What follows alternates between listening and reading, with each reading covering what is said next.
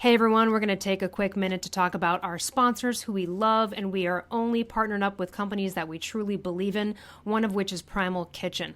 Primalkitchen.com, soy-free, grain-free, canola oil-free, lots of healthy condiments and dressings. And these are the things that really make food good, right? It's the oils, the dressings, the toppings, but most of them in the store are filled with horribly offensive ingredients and toxic oils. So go to primalkitchen.com. Everything from incredible mayo, dressings and marinades, protein bars, collagen, drink mixes, and etc. And use Kick-Ass Life for 10% off as your code. Hey everyone, want to tell you about our sponsor, Rep Provisions. Rep Provisions is a regenerative agriculture company that provides meat that is grass-fed, pasture-raised, and actually raised in a regenerative agriculture approach, which means that they're actually moving the cattle along, just like predators would have in the past, to help them manure and grow the grasslands and then allow that time to grow back again before they move the cattle back, which is really cool, you guys, because this is what's happening to the planet. This is why cattle raising is getting such a bad name, is because they're not raising them the way that Rep is, right? So when they do that, it allows us to actually save the planet. So when you support companies like Rep Provisions that are doing regenerative agriculture, you're actually helping support the future of the planet. It's really important. And so not only is it really cool to do stuff like that, but their meat tastes far superior to any beef I have ever had. And they're giving you guys 10% off if you use coupon code KICKASSLIFE. So head over to repprovisions.com and enter KICKASSLIFE at checkout for 10% off. Hey guys, okay, so today we're going to talk about getting out of a rut, getting out of emotional ruts, I feel like this is something that everybody's coming at me with right now I think coronavirus honestly kickstarted it for a lot of people because there was a lot of change that happened. And so a lot of times when we get into these ruts, what I feel like is it's like, you're kind of lost in confusion, or there's a lot of change happening and you're not sure what to do. And so I've just had so many people say like, I just don't have any motivation right now. I just feel kind of bummed out. Like I don't even care enough to try to make things better. Like I'm just down. Like I'm not doing great right now. I'm not in a good way. I have like no fire. I've lost it. And so I thought we would dig into that today and find out, like, first of all, like, what is it that causes us to get into these ruts, and then how we can pull our way out of it. So I'm gonna start, Elle, by talking. I wanted to talk about the 6 human needs that Tony Robbins talks about. Ooh, if you don't mind. Yeah, jump in there. So if you guys haven't heard this, probably a lot of you have, but if you haven't, here's a review either way. So the 6 human needs that Tony Robbins says we have is, number 1 is certainty. Okay, certainty. This is honestly why I feel like we get in ruts. Because we have a lack of certainty. We don't know what to do. We don't even know where to start or where to go. And so in order to avoid that feeling of, I don't know what to do, we just don't do anything. We just avoid it. We just run, right? And I think I see this a lot. Sometimes have you ever been in like a really stressful way and you just want to like fly to Tahiti? Like you're going through like 1,000 times in my life. Yeah, for sure. Right. That's how you know for sure that you are literally in fight or flight mode, because you want to escape. You want to flight your way out of it. You literally want to get on an airplane and take a flight and run away from your problems instead of facing the change that is now in front of you, because you have this lack of certainty and it feels overwhelming and you don't even know where to start. So I really think that this is a major contributor to being in a rut with anything. Whether it's your body, like your fitness routine, or like you don't know really, it's like, I don't know what to do, so I'm just going to not do anything. I'm just going to avoid it completely. Or maybe it's your business. You're feeling like a rut in your business and you don't know what to do. There is nothing that leads to inaction more than not knowing what to do, right? So how do we get out of that? Well, we're going to talk about that in a minute, but first I want to finish this list. The next one that he says that we need is actually uncertainty. And what he means by that is variety. Like, so we need some variety. We need change. We get really bummed out if it's just the same thing day in and day out. That's why that movie Groundhog Day is like, it's like he's living hell. It's a living hell to not have any variety in your life. So we need some little spark, some little change, something to get our hearts going like, ooh, yes, now I'm moving again, right? The next is significance. Okay. And as I go through this list, I'm going to ask you as you're listening, like, which one of these are sticking out at you? Okay. Which one sticks out at you as like, yeah, I'm not feeling very significant right now. I'm not feeling needed. I'm not feeling like I'm contributing to the world. I feel like a nobody. I feel like I'm just like If I just disappeared off the face of the earth, nobody would even notice. Like, if you're feeling like that, you're going to feel down. You're going to feel like an emotional rut. So we're talking about it in a minute, but how do you get out of that, right? The next is connection and love. That's a basic human need. So hello, wow, what did we all just lose a whole bunch of? Connection. I'm seeing on friends' Instagram stories, they've got like, they're in a cab or an Uber and there's plexiglass in between you and the driver, or like freaking plastic sheets dividing it, or you go to every store and there's plexiglass now. That's a visual representation of what we're all experiencing as a huge lack of human connection. Next is growth. Okay. If you have no growth, you're going to feel like crap. Right? You're just like, that is rut 101. I just achieved all stagnancy. I just achieved all the goals that I ever had, and now what? I got nothing. So that's on us, by the way, to change that. And the last one is contribution. So if you don't feel like you're contributing anything to the world, you're going to feel like you're in a rut. You're going to feel emotionally down. So I'm asking you right now, from certainty, variety, significance, connection, growth, and contribution, which one of those do you feel like is missing in your life, right? And let's start with one and start tackling that. And my question for you is, okay, let's say you just had a breakup. Maybe you just got divorced. Maybe you just lost what feels like the love of your life. Like, you're going to feel down. That's okay. Feel your feelings. But what are you going to do about it now? What are you going to do about it? You're just going to stay feeling sorry for yourself and sad and lonely and down? Or are you going to start to act? And what are you going to do about it? Because I'm telling you, we're going to talk some ideas today, but your inner self, your higher self is telling you what to do about it. It's telling you what you need. And the question is, are you listening? And are you acting on it? Elle, how about you? Like, when we started talking about this topic of emotional ruts, like, where did your mind go? What's your experience with this right now in the world? Yeah, I think a lot of people are in it. And I think a couple things. First of all, like, there's a difference between depression, chronic depression, and being in a rut. So, hey, like, if you've been really sad for a long time, now listen, this rut's kind of lasted a little bit longer than most ruts, probably because of the pandemic. So, okay, but I think we all know the difference. And if you're out there and you're really feeling sad and it's a prolonged period of time, hey, you got to get some help. And even if you're not and you're in a rut that's prolonged, look, I mean, obviously, Tara and I would absolutely suggest coaching, talking to somebody, you know what I mean? Yeah. Like, getting outside yourself. Just cutting to the contribution part really quick at the end there. That's one of the things that can help you get out of a rut, is helping others, being outside of yourself. But one of the things I think is really interesting, and like all of the classic things we'd probably suggest, like, okay, what are the toxic people, things, shows, movies, news, articles that I got to get rid of that, right? But sometimes you have to force action that will lead to inspired action. For example, even just so in recent weeks, California has had like horrible heat wave. We're talking like 114 degrees. We're all trapped inside, windows closed. It was pretty brutal. And so you'd wake up and it's like 95 degrees at 8 in the morning. You're like, oh shit, I can't even go for a walk, and a lot of us aren't going to gyms. So I was kind of getting into a little bit of a frustrating rut. Yeah. And in that scenario, I was like, okay, here's the deal. If I had a plane flight to Hawaii, if I was Tahiti or whatever, I wouldn't care if I had to get up at 4 a.m. to get ready to go to that airport, right? So in this heat wave, I was like, the only way I'm going to be able to get outside and do something is if I wake up at like 5 a.m. and suffer. Like, I don't want to do that. I do not want to go walking at 7 a.m. I don't. I hated every second of having to set that alarm for that time to have the coffee, have my morning, do the business, and so that I could get out. But I forced it. Because that led to, again, what I knew was going to be a better outcome in my mood for that day, getting out of the trapped inside situation, which is just, a lot of sitting, a lot of, you can only pace so much around your place. You just need to kind of get out with fresh air. And there was no way to do that in 114 degree weather. People are like dying on hiking trails here. So sometimes you have to kind of force it. And so that might even mean like people like, oh, well, just think happy thoughts. It's like you might have to like force yourself to wake up and go, I am turning on an interview with the positive mindset person. I am going to force myself to watch this. Like, sometimes it takes that, just like sometimes it takes willpower to go, do not go buy the donuts. Now after a while you get used to it. It's not really a willpower thing. You just naturally don't want to do it.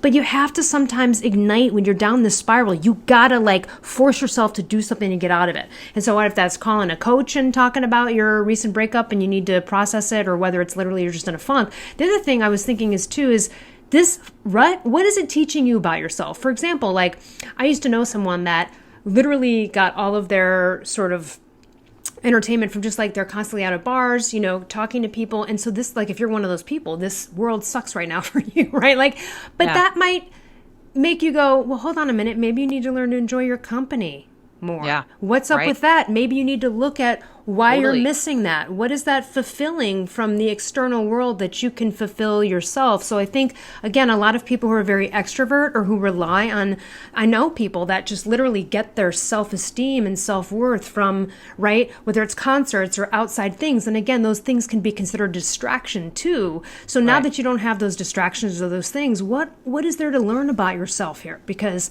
that's, you know, it's like admitting it. Okay, I'm in a rut. And then going, what is this rut about? What is it that I'm missing? Oh, I'm missing going to bars all the time. Oh, what does that say? Or maybe I need to cut down my drinking. Maybe whatever. There's going to be a million things there. So I know we're kind of all over the place here, but I think this rut can teach you something about yourself. Yeah, I love what you're saying there about just kind of having to force it. I was just talking to my clients about this yesterday, and one of the ways that I've actually learned this kinesthetically is through running and through sprinting specifically. So this morning I just was doing my sprints, and I love sprints. Probably anybody who goes to my gym is probably like, yeah, that girl loves sprints. She's like doing them every single time. It's like, girl, think of something else. But I just love them so much because what I learned from sprints is that it's not going to come from outside of me. I stop waiting for this perfect moment in which okay, I feel energetic today, I'm going to sprint. You know, it's like, and this is a lesson in life. Like, we wait for this perfect moment or this outside force or this, you know, some perfect time for that thing to happen. When I have learned over and over, most of the time, I don't feel like, yeah, sprint day, I'm going to freaking kill it. Nope. Never. The only way I get into that mode is by actually sprinting. Right, because it's after the first sprint, you're like, all right. Then the second one, on the third one, you're like, I'm awesome. Yep. And then now the dopamine's getting released. Now you're in flow. Now everything's starting to go. But I have to force it on those first ones. I warm up a little bit, of course. Like the trainer in me is like, warm up. But that energy comes from inside of me. And that change comes from inside of me. I create the power. Right? Instead of waiting for the power to just magically come to me.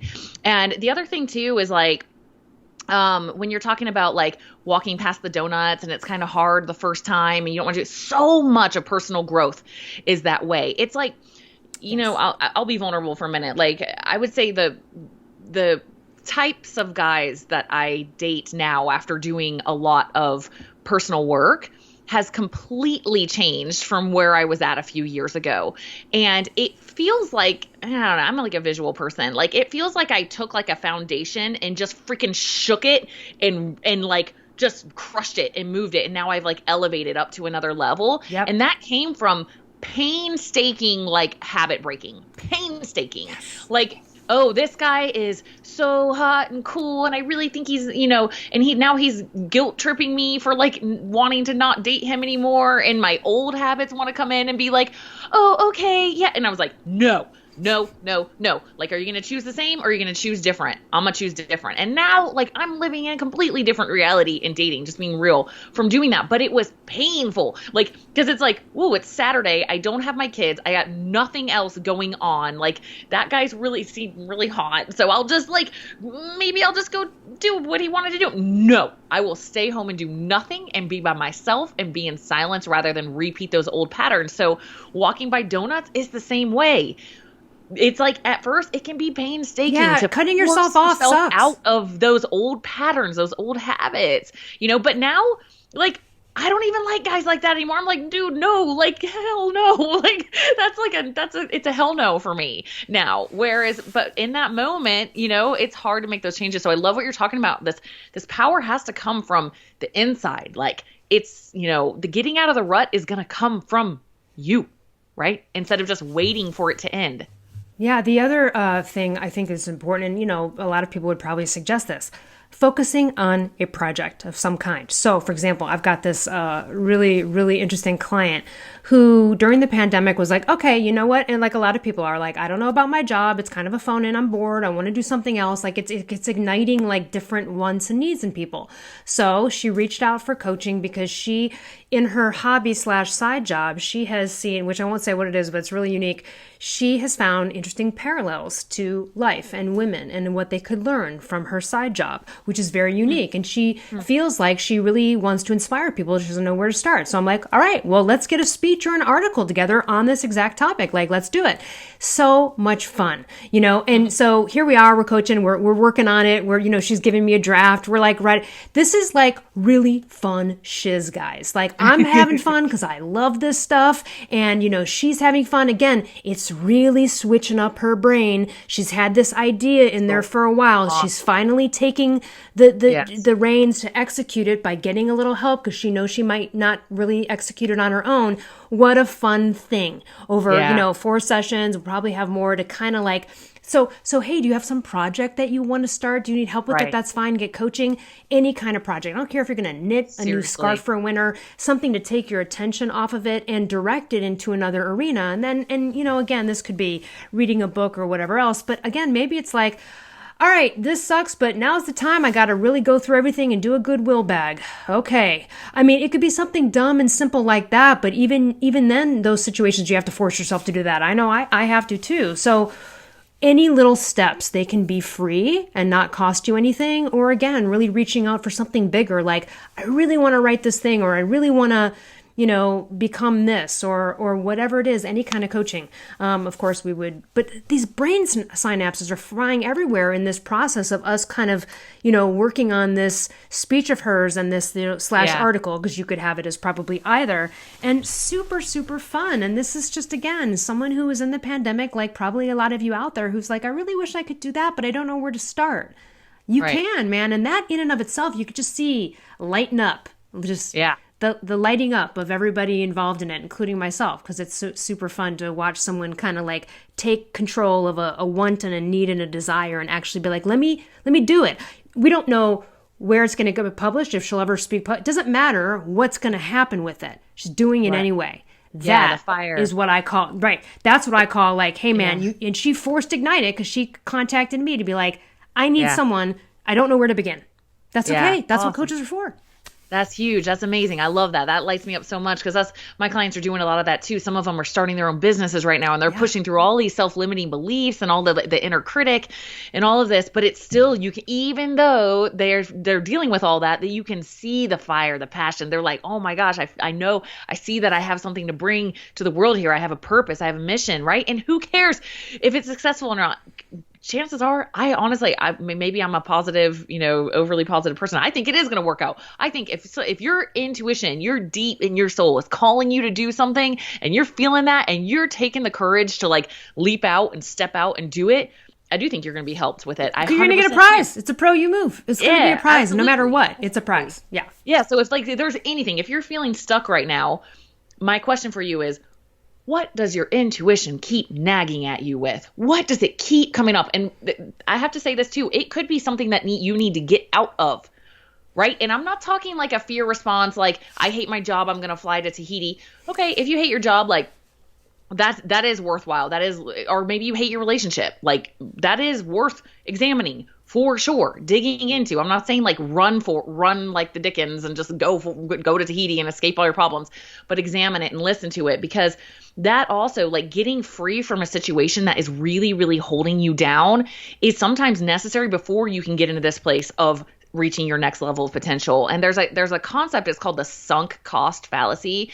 And this is like concentrating on like what you already invested in something, like your time and your money and your effort. You're so locked into that, like that you're stuck. You can't get out of it. So, you know, that this can happen, especially like with business ventures or relationships, I feel like are the biggest ones. Sometimes it can be even your nutritional habits, you know, maybe like keto or something like worked really well for you, but it's not, like you feel like crap. It's not going well anymore. And you're just stuck in it. You're like, but I've been like this keto evangelist forever and I have to stay this way. Or I've been the vegan proponent of the world, you know, I have to stay in this. And it's like, okay, stay there, sure, but what's your intuition telling you to do? And then once Right, you because have ego courage is to listen, digging it the changes. heels in on things like that, not your gut. Your ego is saying stay there when your gut's going, I think maybe I need to look into something different. And it's scary. I get it. It's scary. It's, I will fully admit I have a couple of those things right now that I'm still like, kind of like, it's like, let it go, let it go, let it go. And I'm like, I don't know, like for sure, like all the way let it go, or like a little bit let it go. Right. So it's like, it's coming, and I'm actively working on a couple of things with that right now myself. And I want to jump in there on the health thing, because obviously I think everyone who knows us, we would say, hey, if you want to optimize your brain function and your happy chemicals, like, yeah, of course, exercise, diet, and all that stuff. I used to have at one point, even after I had corrected so many things in my body and I had corrected hypothyroidism and stuff like that, I ended up having zero serotonin. Like, this is no joke, right? Like, so if you have zero serotonin, like, you're going to need to get put on an SSRI if you don't correct it naturally. Thank God I was able to correct it naturally through some supplements and things like that. Cool. But sometimes levels of sadness for prolonged time, which I had, which probably kind of led to it, can deplete that. So of course we would say optimize all of that stuff as much as possible. Yeah, if you've got some disorder or disease going on right now, your brain chemicals might be affected. Absolutely. The other thing too, though, is that for a lot of the world in the next coming months, it's funk city, man. Winter's coming. Winter's coming. This is when people really get into a funk. So I would say, obviously, I think you and I would, of course, focus on, health and all of that. But that might be even some red light therapy. Maybe you need to get like a small Juve device or something. You need to get some sun. This could really be dumb. Like, you need to go outside and just stand with a 10-minute timer on your iPhone in the sun, even if it's 50 degrees, just to like do it. These are things sometimes you have to force yourself to do that seem stupid and boring and they're not fun. But you got to go do it because you need some light, So funk time is coming up for a lot of people in winter. We don't have it as much here where I live because, I live in California. But I remember what that was like. And I remember sinking into a funk almost every time winter was approaching every year. And I get that. So what are you going to do now? Make some plans for this. This is a really good time of year from now until, February or so, to focus on a project to do, because you're going to be indoors a lot of the country for most of this time, and like, this is the time to like do this work, get with this stuff. Clean it let's up. talk about health for a second. Because like, I tell my clients all the time, I'm like, listen, if you're low on dopamine and serotonin, like, good luck getting out of your funk. Like, that's going to be really difficult when you have zero motivation molecules. So how do we ramp those up? So dopamine, I look at dopamine as definitely like confidence, motivation, quick executive functioning, quick decision making, being in the mood to actually achieve your dreams. If you are low in dopamine, you're not going to be in the mood. You're not going to be confident. You're not going to feel good. Low dopamine feels like crap. That's why our society is so dopamine chasing with everything, right? And this can come from any sort of addiction, from being on your phone to maybe over exercising to sex addiction to honestly just like gossiping to anything that gives you this little hit that you just kind of can't get out of. But there's some ways that we can enhance our own dopamine production naturally. One is like eating animal proteins, honestly, is a huge way to do it because they're I love animal proteins because they give us not only dopamine, but serotonin also. So the main precursor, there's several, but we mostly talk about tyrosine for dopamine. And that's in animal meats. So eat high quality animals, eat animals in general. And then things like salmon are also really high in tryptophan, which is a precursor for serotonin. So now serotonin, I like to call, I call it the grandma molecule with my clients, because when I think of serotonin, I think of like this grandma who's like super loving and just loves everyone and is really kind and sees the best in everybody and is really positive and you just love being around her. That's how I see serotonin. So if you want serotonin, we need tryptophan. That comes in animal proteins. Also, carbohydrates can help with that. So if you've been keto a really long time and you're not sleeping and you just kind of hate everybody and you're not feeling very loving, you might want to explore like carbs at night or something like that, right? And serotonin, low serotonin really jacks up appetite. Okay, so like you can do whatever you think you can do, but if you've got the low serotonin and you're not dealing with it and whenever you need to deal with it, it has appetite issues that, again, lead you into like a food obsession situation. And I remember having also those issues at the time. And then when I got my serotonin back up, like no problem. Right, because your body was probably like, please, Elle, please eat the donuts because we need anything we can to make serotonin with. Like, just go get them. Do whatever you. And the other thing too, like I agree with you. Like I have too many conversations on a regular basis with my clients that are like, should I stick with IF? You're like, dude, okay, like, let's just say, stop everybody. How about just don't do anything consistently forever? All right. Right. You know, Seriously. your message, keto in and out, metabolic flexibility, switch it up, people. Yep, And if you've got like a thyroid disorder that you're dealing with, I wouldn't suggest IF consistently. I would still suggest a little something. And again, I'm a person that hates breakfast. I hate eating before 12 or 2 o'clock. I hate it. But that doesn't mean that sometimes I don't intentionally consume something. Could be coconut oil, could be collagen and avocado, whatever. But I might a little something in that window. Okay. You know, so people need to like kind of get off this strict, like I'm a person that like does keto because I do keto, or I do IF because this is what I have signed up for. The rigidity of that is going to fail, I think, for everybody. Yeah. So you've got to be more flexible here. So I would say switch this up, people. Switch it up constantly, you know? Yeah, I love Dr. Pompa. He says everything works until it doesn't. And I love that, you know, like there's, you know, keto for a time is amazing, low carb, but you got to go with the flow, even seasonally. You know, I know a lot of people who are basically carnivore, pretty close to it. And then during the summer, they just like eat everything that's in season and they feel amazing. So that's definitely valid. And I say, listen to your intuition and make sure it's your intuition. Like if your intuition is saying you need Cadbury mini eggs, like that's probably not your intuition. But like if your intuition is like, wow, this was really working for me and I was telling everyone how great it was, but like I just don't feel good. Like something feels wrong. Listen to that. I have so many clients where I honor that with them. You know, I have a lot of my clients are very intuitive and they'll say, hey, this is how I'm feeling right now. I'm like, yeah, let's switch it up. Let's go back into ketosis. Let's see how it feels. Let's switch up the workouts a little bit. Okay. And they're like, oh my gosh, it's amazing. And then it will be like, not feeling it anymore. Okay. Let's bring in some carb. Like, so I even do that with my clients. Like we honor that as we go. So yes, part of so much, and I can't stress enough while we're talking about health stuff and getting out of ruts, I cannot stress gut health enough, right? Yep. So your gut is where all the magic happens. It's everything is created in there and then sent up to your brain and sent through your body. So if you're having like major gut issues, that's numero uno on your mood. And I can't believe how many people don't know this. I can't believe it infuriating is probably the best word I have for it. It's infuriating to me that people have major gut issues and they go to the doctor because they're depressed and have anxiety and they just get a freaking pill and nothing gets mentioned. Right. Like the doctor should ask, how are your bowel movements? Like that should be a question for everybody. I had a client once who failed to mention to me or the doctor a very important symptom when they were asked about their bowel movements. They just kind of blew it off and said regular. Well, it turned out that every time they took a bowel movement, they said it looked as though they had chewed salad and spit it out. That is not what every bowel movement should look like. That's kind of a SIBO symptom, and they turned out that they did have SIBO. So they suffered for a while because they didn't acknowledge that thing and talk about it to the professional. Now, you go to a gastroenterologist, and you are looking for trouble. You're looking for a pill. If you really want to solve gut health, you got to go to functional medicine doctors that understand this stuff. And, you know, obviously you're a big fan of Zach Bush. I interviewed him recently too, which will be out soon. He's great. Anything you can do to improve gut health. And Dr. Gary Forsman, who contributed to your book, Dr. Gary Forsman, who is amazing in California. He would say too, everything is, you start here. Right. So I just want to get that out there. If you are having a lot of anxiety or depressed like symptoms, that's chemicals, right? That's neurotransmitters and they're made in your gut. And almost all of your serotonin is made in your gut. So serotonin is wildly related to both anxiety and depression.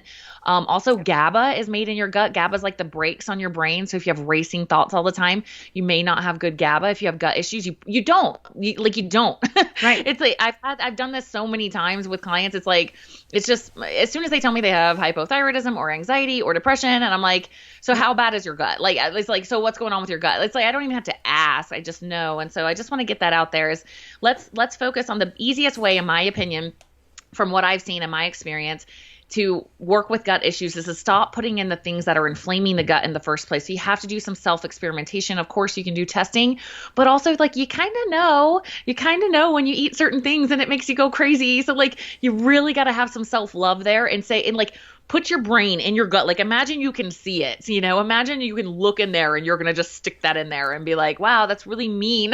I'm not going to do that to you. So think about that, right? So the first step is don't put the things in there that are messing it up. And doing things, maybe a stint of carnivore if you have really severe gut issues, just to give it a break and allow some time for it to heal. Because a lot of times it is the lectins and the FODMAPs and the plant fibers that are just like too much for you to handle for that. And of course, that's not everyone, but it has been effective for a lot of my clients, is just go through a little break, and then allow time for your gut lining to heal and regenerate. I always say it's like Heal. Right. I tell my clients this all the time. If I had road rash on my forearm, like I just like completely ripped my skin off and I kept pouring vinegar on it, just vinegar, that would hurt really bad. Right. And it would prevent healing. Right. So not only would it would aggravate it, but it would prevent the healing. Now, let's say I stopped pouring vinegar on it for a little bit and allowed it to heal, and I pour vinegar on my arm that's completely healed. It's not going to bother me. And that's how I look at the gut. It's like, give it a second, give it a minute to heal, and then it might be able to handle some of these things again. But like right now, you've got an irritated gut lining that's already struggling, and you keep just hammering it. So self-love to me is, hey, I'm not going to do that to you anymore. I'm going to go without the freaking ice cream for a minute, or the gluten, or whatever it is, so you can heal. And then let's start slowly reintroducing those things and see where we're at. So anyway, Elle's advice to find a functional medicine doctor or someone who specializes in gut health is what I recommend. But I just want to get the awareness out there. If you're really struggling emotionally and your gut health is not good, that is definitely the place that I would start looking at from a health perspective. Yeah, and a resource on that is Dr. Perlmutter's Grain Brain and Brain Maker. Those are two great books that discuss all of these connections in detail between the brain and the gut, and those are worthwhile, and you really see like what you're doing to yourself. The other thing, and we're jumping around here, some other tips on like getting out of a rut. And again, we would say, yes, go to gratitude lists, or, go listen to affirmation or meditation, of course. But sometimes it's also just like reminiscing about good times in the past. How soon do we all forget some of these moments? Maybe last year you went on a trip that was amazing and wonderful, or maybe it was 10 years ago. Maybe your best moment in life is your college graduation and the party. Doesn't matter, but reminiscing. And we so forget our mercies and our past wins. We're so quick to move on. It is a level of gratitude to be there, to reminisce, but that in and of itself. And the other thing too is thinking about in your life all of the people that have loved you before, all of the people that love you now, having these moments, again, that can really ignite a good feeling. Yes, looking at doggy videos and things like that can spark it. But I think when you go through the roster of like remembering good times in your life, that can really generate some positivity. And then also I suggest what about a bucket list? Like start goals or whatever you call a bucket list. Start looking at like all the things, start listing things you want to do. Start researching and like, all right, well, what would that look like? Or where would I stay there? Just switching up your brain kind of in the forward motion of your goals, even if it's a little daydreaming, pretending, that's okay. But that can be a fun exercise than just sitting there and going around in your head. And like you said, kind of stagnant, limbo, you're not really going to get anywhere. And these are things that you could do for free. Yeah, I love that. And there's a few other things that pop in my mind when you mentioned that. One is, it's kind of actually the flip side. It sounds kind of mean, or it sounds like the dark side of like reminiscing. But one piece of advice I have is to embrace regret when appropriate. And so what I mean by that is, let's say like you're not proud of how you did something. Okay, let's say like maybe you really botched an interview or something, a job interview, because you just weren't prepared for it. You didn't put any effort into it, or who knows, whatever. Something you said, you're like, oh my gosh, I can't believe I said that, like whatever. In some ways, it can be very helpful in growth and getting out of ruts, instead of being like, well, we go two ways. We either go beat myself up and just stay there and that's it, and just feel stupid and embarrassed and then stop thinking about it. Or we go the other realm of like, well, it could have been worse. I did my best. And it's like, okay, how about this? Let's take a look at it and say, okay, I don't like the way that went. What can I learn from it? And what can I do differently? Right. And now we're in this proactive space again of like, okay, like I think, obviously like next time I need to be a little more prepared. So what's like one thing I could say when people ask me that question of like what my strengths are, what my weaknesses are, like, let me actually get that ready. And now we're building self-esteem again, because we're getting into this proactive learning and growth, instead of just like either going into the rut of I hate myself, beat myself up, or like, oh, it's okay, it could have been worse, like whatever, avoiding it.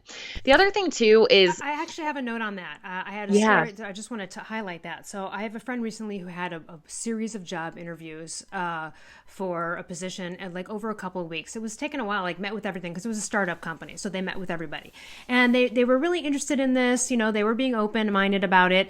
And they ended up doing a presentation as one of their last things. They were asked to do a presentation and they basically gave this amazing, I mean, they blew everyone out of the water. In fact, my friend was probably a little bit too high level for what they actually needed in the end, and he didn't get the job. And he had a moment of regret thinking like, did I waste my time and I did too much? I gave them basically like what I thought was their business plan. Now I just gave them a free business plan and there was a lot of regret. You feel rejected. So then you're like, damn it, I gave you that. Like there's the stuff that goes in your mind and it's all totally. Like nobody was nasty to anybody. It's all, totally. You know, on the up and up. And we talked through that and I was like, well, hold on a minute. Like I wouldn't regret giving them, like, first of all, nothing was proprietary that you shared. You gave them your best advice. If anything, that's great. You went above and beyond. Like, you showed them what it was like. Like, where's the So we went and dipped into, again, what are the positive aspects of that? Not, oh, see, I told you so. I shouldn't have done so much work on that because it was overboard. Or I gave them all of this information and now they're not going to hire me and they might take it and use it. Yeah, but it's not proprietary and why not? You just help them out. You know, a couple years down the road, they might be like, that guy's genius and recommend you for another job. You don't know where it's going to go. But there was that nugget in there of, again, like kind of regretting maybe some of the process or damn it, because they actually didn't get the job. And honestly, it was because they were way overqualified for it. The company like ended up just promoting someone internally and they didn't need all that much that my friend could offer. Even though he knew that, we still had this ego moment, right? And so we went to the negative and we brought it right back around. So again, like you said, you're just going to have to, you know, I love the idea of looking at scenarios in the past that you regret the way that you handled them, because if you don't, what you're doing is you're flying to Tahiti emotionally. Right. And I think it's important to go back and revisit that. And again, like, what could I do differently? If I'm going to have that conversation again, how would it go? Have the conversation in your head. It could even flow out a general different vibration between you and that person you don't know. And I think the key question there that's popping in my mind right now is from the 4 agreements, Don Miguel Ruiz's principle of always do your best. And what I'm hearing from your friend there is he did his best. He brought it. He brought his A game. That's all that matters. Did he do his best there? Absolutely. Yes, 100%. He did. Now, let's say it was the flip side and he was like, didn't even plan for it. He just showed up 15 minutes late and he was like, I don't know. I mean, okay, did he do his best? No, he did not. So that's okay to like examine that and be like, how can I do a little better? He didn't need to, that was unnecessary regret in my opinion. Sure. So the question that it comes back to as the measuring stick, I think, is did you do your best? That's cool. Right. Move on. Let's go. Exactly. If you did your best, you did. And you know, sorry, continue on. Oh, I was going to say just on this same realm of like getting out of the ruts and dissecting it, is I constantly, you know, I'm a fan of law of attraction. We've talked about that here, but I find myself a little bit of a law of attraction rebel because I find myself like, I love law of attraction. I totally believe in it, but I'm also like, yeah, but let's break this crap down. Because I think part of it is because I've seen so many people that are like, this amazing thing's just going to happen, but they feel powerless. And so it's believe fully that the amazing thing is going to happen. But I also like to break things down into attainable. And one example of this, I was just telling my clients about this last night. It's like, let's say you're starting a business and by December 2021, you want to make $1 million. Okay. That's your goal. So my top line revenue is going to be $1 million by December 2021. Okay. So if that's where you end and that's it, that's actually going to become a stress to you. I truly believe it's a pressure. It's like, I don't know what to do or how it's going to happen, but like, I got to make that goal because I made this big, my dreams got to be so big, they're laughable. And I got to, so go A to Z, go beyond Z, right? Go all the way, make your dreams really big. But now let's reverse engineer that and go A to B and B to C and C to D. And that's when you start you're like, okay, so in order to, I'm going to have to make $12,000 a week starting on this date to actually and then you might adjust your goal. You might be like, you know what? I don't know if I'm really going to get $12,000 a week or whatever it is by January. So, okay, hold on. Let's maybe make that $200,000. Okay, well, you know what you're doing there? What you're doing there is, and this is cleaning up the law of attraction thing that you're talking about. Here's the difference. Yeah. The belief of $1 million by December 2021, That doesn't feel right to a lot of people. It's not believable. Law of attraction will correspond to your belief. So make it believable. Totally. Start off with what's believable. Maybe you undervalue yourself. You go, I'm 20 grand. I can see 20,000, but okay, you might actually make 50. That's okay. But that's the problem with where people get tripped up with the law of attraction.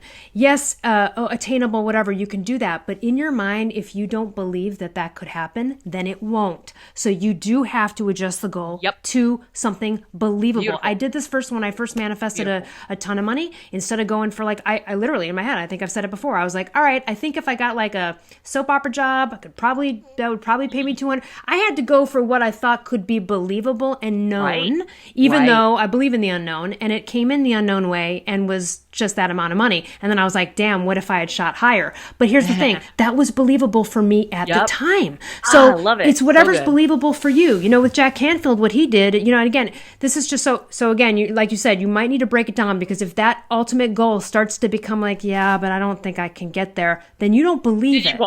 Right. Then you won't. Right. So a law of attraction, you have to allow for adjustments in belief, and you might need to tweak that. Even if you start off big. Yeah. Yeah, well said. And to me, I don't know. I mean, I guess I'm a goal-oriented person. I've always been that way. But there's nothing that will get me out of a rut quicker than to have some sort of goal that I'm working towards, right? That is so exciting. Just pick something, anything. It can be anything. Just I'm going to learn French. I'm going to do this. Yeah. Right. Pick a freaking goal and work towards it. It's all of a sudden, especially if that goal is doing something good for other people, I find now you have this double whammy of I'm doing something awesome for me and other people. And it's you just go level 10 billion. So that honestly on a very, going and volunteering, being outside of yourself, contribution, that can actually really, really, again, just feel good hormones and kind of inspire you and get you, again, it's switching up your brain, new experiences. The other thing I would say too, and this is kind of like a Byron Katie thing too, is when we suffer, it's usually because we are in God's business or someone else's business. Okay, so when you're in a funk, ask yourself, am I judging a bunch of people for their BS? Am I judging people on how? Because usually you'll see that in your mind, you're sitting there judging how someone's operating in their life. Could be a friend. You don't like the way they're handling their divorce. You don't like the way they're doing this. You think they should do that with their health. Whatever it is, you're in someone else's business or God's business. So you know what I mean? It's you get back to your own. Because when we are out there, when we get into funks, we start to point and we start to judge. And so again, that's an assessment that has to be made. Are you in other people's business or God's business? It's not yours. Get out. It's going to help. And I think with this is about, this goes to what I always say, which is stop watching reality shows where people are arguing with each other. Cut out the negative stuff. If you're in a rut, man, this is not the time to be watching psychological thrillers. It just isn't. It just isn't, I mean, I binge watched a drama recently, and I don't usually watch dramas, and it wasn't a horrific, horrible, drama, but it was just a drama. And I noticed my mood kind of flatlining in a limbo kind of, and while it was interesting and enjoyable, I was like, okay, that kind of show, not before bed. Not that I had nightmares, but again, it puts you in a mode and a feeling and a vibe. This is what these things are meant to do to you because they are expert filmmakers and actors, and this is how it works, right? And so start to, again, flood your subconscious with things that are happy and positive. I don't care if you watch the Hallmark Channel all day long, watching fairy tales. At least it's happy, it's good vibes, everyone's treating each other nicely. Whatever you have to do to expose yourself to that is better. And then again, canceling thoughts about judgment about other people. It happens. We all do it. You got to cancel it. I'm in her business. I'm just The more you're pointing the finger and judging over here, man, it's just going to backfire right into your soul. You're not going to get out of the funk. Yep. Well said. All right. I think we'll go ahead and wrap this up. Is there anything else you wanted to add for people who might be in a funk right now? I think we've already talked about forcing yourself even to maybe drive to another neighborhood you've never been to, switch it up, switch around the environment, even if it's only a drive, or picking a place on the map that's close by and going, I've never been to that town. Something different, new, just something new, stimulation. And then, I would just say, I love the idea of starting a project or having a goal, whether it's cleaning your house or writing a speech or doing something towards your dreams, getting a coach to help you. This could be a really fun time, and this universal funk's going to be for a while, right? We're not out of the woods on any of this stuff yet. And so what are you going to do? Yeah, that's all amazing. And I think the last thing that I'm feeling compelled to share is get out in nature.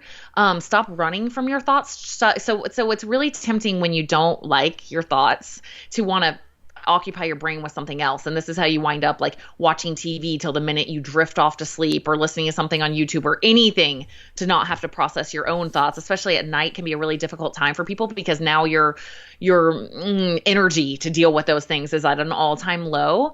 And so maybe before that, or in the evening or anytime during the day, make it a priority to go walk. It can even just be through your neighborhood.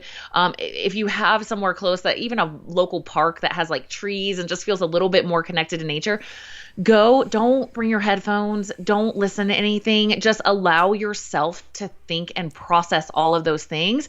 I always call like the thoughts that we're not processing, I'm gonna call them the angry toddler behind the baby gate. It's like, just listen to me. Just listen to me. It's like not going to freaking go away or stop until you listen, and it might just be a simple thing. It just needs to be heard. Those thoughts just need to be heard and felt and processed. And I'm telling you, you will come up with your own solutions. Like, yes, coaches are amazing. And I have two that I go to regularly, every single week. So I use coaches because I can't see my own blind spots, but there's so much that also comes to me intuitively when I allow it. And I just have to, it's almost like having a phone call with your sister or your mom. It's like you're having that with yourself, where you are now getting your feelings out and allowing yourself to process it. And you'll feel so much better when you're done. So really encourage you, if you're running from your thoughts and constantly filling your mind with noise, please allow yourself some silence during the day, preferably in nature, to process those things, and you'll start to find your own solutions. I got another one I want to throw in here real quick, which is, yeah. I don't know if you feel this way, but this is the way I feel. Sometimes when I hear songs from when I was a teenager or early 20s, I get totally inspired because it kind of brings me back to that, like, everything's possible in life and all my dreams are ahead of you. And you can kind of attach a song to a dream you might have had back then or something like that. Like, for example, I forget. What's your song? Well, it's kind of like any 80s songs. I mean, some of them are so different. It could be like Thompson Twins, or it could be like Tiffany, like I Think We're Alone Now. It could be like any kind of song from, the 80s. But I remember there are some songs that kind of ignite and trigger a time when I really wanted to be like an actor. And so, I have since done that. And so the nostalgic of that, but even if you haven't accomplished things from the past, and then again, this is a forced thing, because when you're in a funk, music's not fun. It's just not. You don't want to go to anything that's going to, you're just like poo-pooing everything. So I would say maybe you need to force yourself to go back to some nostalgic playlist of a time when you were young and felt like, you know what I mean? Because it's never too late. But also, I don't know, sometimes the nostalgia of those things can reignite certain feelings that, again, put me in a certain mood. And sometimes I force a dance party, with myself, just to be like, I need to get out of this, whatever. I'm going to rev it up. But, so music too, obviously very healing. And what you said about navigating emotions, I mean, if you're running away, then you're not navigating them in a way that enables you to heal past grievances, right? Like, that's one of the important ways because if you just ignore it, you're shuffling under the rug, possibly something else there lingering. So this is the time to acknowledge them. Yeah, for sure. Yeah, that's so awesome, guys. I hope this has been helpful to you. We love to hear your thoughts. Some of you have been messaging us and letting us know your feedback or experiences that you've had based off some of the podcasts. So please, we'd love to hear that. If you guys have other topics that you want us to do, please let us know. We love, obviously, talking about anything mindset, health, anything that's coming from the inside that can help optimize our lives, because we all want to live these kick-ass lives, right? So if you guys have topics you'd love to hear us dive into, please let us know. And yeah, thanks for joining us. We'll see you guys in the next episode.